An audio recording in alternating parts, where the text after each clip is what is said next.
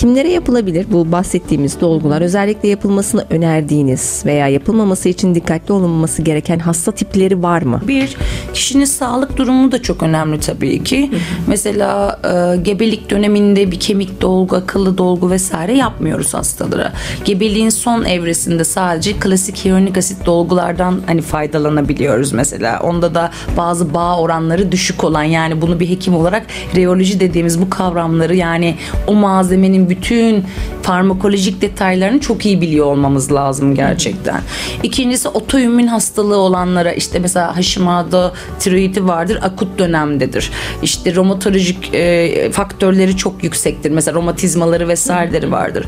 O hastalara da akut dönemde, çok yüksek olduğu dönemde reaksiyon vücudunun oluşturmaması için yapmamayı tercih ediyoruz. Ama yatıştırdığımız, düzenli ilaç kullandırdığımız dönemde de çok rahat bir şekilde dolguları kullanabiliyoruz.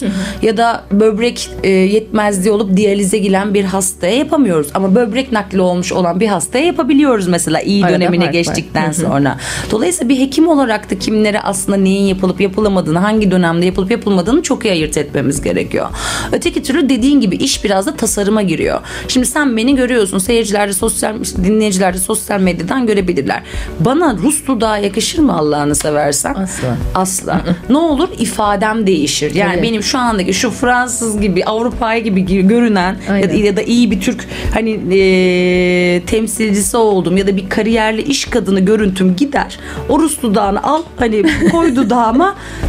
Yani amacı değişmiş gibi gözükebilirim. Evet, hani. estetik açıdan değil mi? Evet. Görüntü açısından. Çünkü bakın bir şey unutuluyor insanlar tarafında. Yapılan işlemlerin karşı tarafa verdiği duygular var. Sen fresh, dinamik mi gözüküyorsun? Kışkırtıcı mı gözüküyorsun? İşte kızgın mı gözüküyorsun? Yani yaptığımız işlemlerin aslında karşı tarafa da verdiği duygular var. Dolayısıyla bunu da iyi hesaplamak lazım o işlemleri yaparken. Öteki türlü ben zaten uyumluluktan yanayım. Yani o kişinin dudağı mesela çenesi gerideyse ve yanakları sarktıysa öne çıkmamalı zaten. Önce onlar düzeltilmeli ve dudak tasarımı yapılması ya da gülüş tasarımı birlikte komşu bölgelere bakılarak yapılması lazım.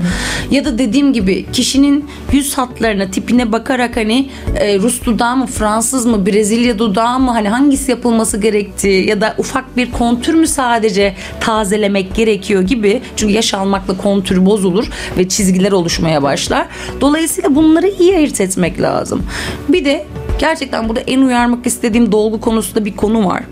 Hep bir ışık dolgusu da ışık dolgusu, ışık dolgusu da ışık dolgusu var. En çok konuşulan hani konulardan bir tanesi. Bir çıktı bir çıktı yani. Aynen. Arkadaşlar aynayı alın önünüzde. Çok basit bir tüyo vereceğim size. Göz altınızda hafif bir potlaşma varsa, yani bir sıvı birikimi, torbalaşma gibi ya da potlaşma gibi, yani cildin böyle katlantısının hani öne doğru çıkarak artması gibi. O göz tiplerine ışık dolgusu yapılmaz. Maalesef ki bildiğim bazı, yani bana çok fazla hani bu tarz hani hasta da geliyor sonuçta. Bazı meslektaşlarımız bunu çok uzun süre yapmışlar gerçekten. Haklılar.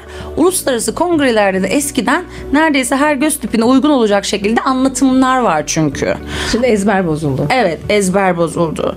Gözaltı ışık dolgusu ancak göz altında hiçbir torbalanma, sıvı birikme efekti olmayan, gözaltı çökmüş olan ve koyulaşmış ya da aynı zamanda koyulaşmış da olabilir, kişilere incecik bir şekilde yapılır. Hani yani bir tüp dolgu yarım yarım kullanılacak şekilde ve fazla da enjekte edilmez bu arada. Öyle 2 tüp, 3 tüp, 5 tüp gibi enjekte edilmez bu arada. Yani göz torbası olmayacak ışık dolguda. Aynen.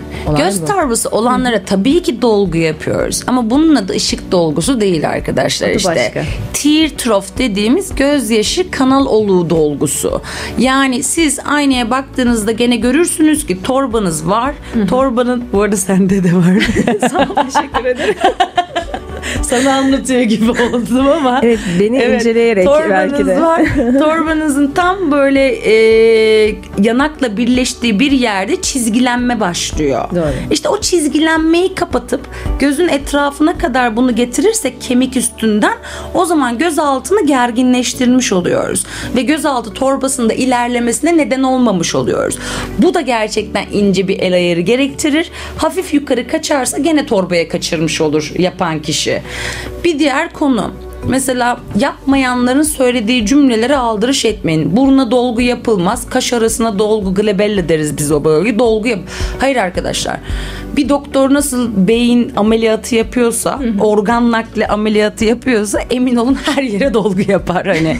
Yeter ki o deneyime ve o el becerisine sahip Bilgiye olsun. sahip olmak Biz de gerekiyor. bunun için şunu söyleriz genelde. 5 yıllık deneyimi olmayan doktor yapmasın deriz mesela hani. Ha bazı doktor vardır. Ben şanslı kategorilerdeydim. İşte acil deneyimlerim, el becerimi daha önceden kadın doğum yönünden hani bir başlangıç yapmam, geliştirmem biraz cerrahi yönünden vesaire. Evet aldığım eğitimler pekiştirmekte ben hani bunu bir tık daha öne çekmiş olabilirim hani. Burada vaka sayısı da çok önemli tabii ki hani öne çekme konusunda. Yani şimdi bazı yani benim gibi yoğun çalışan hekim arkadaşlar biz yeri geliyor bir yılda baktığımız hasta sayısı bir başka kurumun 5 yılda baktığı hasta sayısına denk geliyor sonuçta. Hani burada aslında hasta sayısını hani kriterize ediyoruz. O yüzden bunlara da kulak asmayın. Yeter ki hani güvenilir olduğuna, güvenilir derken de şunu da unutmayın. Sizin başınıza ne gelirse gelsin onu çözecek olduğundan da o hekimden emin olun. Yani cildinizde bir reaksiyon mu gelişti? Başka bir problem mi oldu? Yani onu çözebilecek olduğundan emin olun. Bir de takıldığım en büyük nokta bu. Bir yerde bir işlem yaptırılıyor. Hekim oradan ortaya çıkan reaksiyonu ya işte buz uygula, ödemin geçer, bir sonra kontrol edelim vesaire. Hasta diyor ki 2 hafta oldu şiş yüzüm hala diyor mesela. Evet biz diyoruz ki 72 saatten sonra şişlikleriniz artarak devam ediyorsa bize gelin kontrol edelim sizi diyoruz. Hani. Süresi var çünkü. Aynen onun da. öyle. Dolayısıyla bu geçiştirmelerden sonra Allah Allah bir gariplik var, bir başka bir doktora gideyim, Sevgi Hanım'ı da önermişlerdi deyip geldiğinde evet görüyorum ki dolgunun yerleştirildiği yer doğru olmadığı için orayı bir eritmek, tekrar sıfırdan hani dolgusunu yapmak gerekebiliyor. Dolayısıyla yalnız olmadıklarını bilsinler. Yeter ki hekim yani kendi gittikleri yerde bunun çözümü olmasa bile bizim gibi hani bu konularda akademik olan insanlar tarafından çözümleri olduğunu ve o yüzden de bu kadar büyük korkular yaşamamaları gerektiklerini bilsinler yani. Ne iyi etti geldi Sevgi Ekiyor. Güzelliği konuştuk yine. Yine başka programlarda farklı konular. Yine tabii ki teknoloji adım adım ilerleyecektir bu konuda. O zaman da konuşacağımız konular olacaktır. Kesinlikle. Kök hücreye de bir bakın derim bizi dinleyen arkadaşlara. Peki. Sosyal medyadan da takip edebilirsiniz Doktor Sevgi Ekiyor. Hoşçakalın.